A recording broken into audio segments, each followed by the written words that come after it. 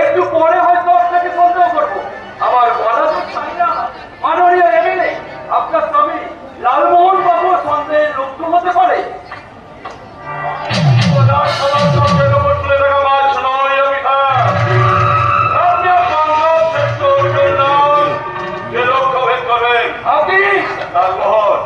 লালমোহন গাঙ্গুলি, এই গ্রামের সবাই ভালোবেসে আমাকে লালমোহন বাবু বলে।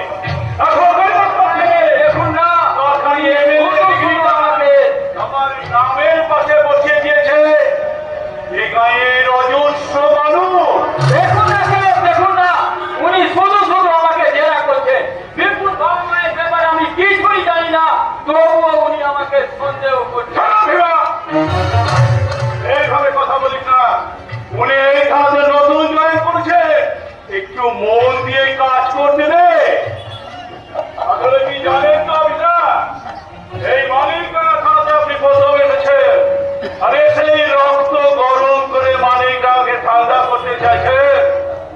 একটা কথা মনে রাখছেন অফিসার, আপনার ঘরটাও কিন্তু তৈরি করছে। তাই অন্যের ঘরে ঢিল করার আগে কিন্তু নিজের কথাটা ভাবেন।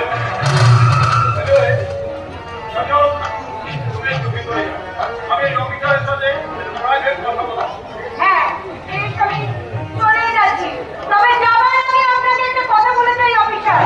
যে মেয়ে যত বর্জন করে সে কিন্তু তত বর্ষণ করে না। পিতুর বাবা মা চলে যাওয়ার পর ওকে আমার কাছে রেখেছিলাম।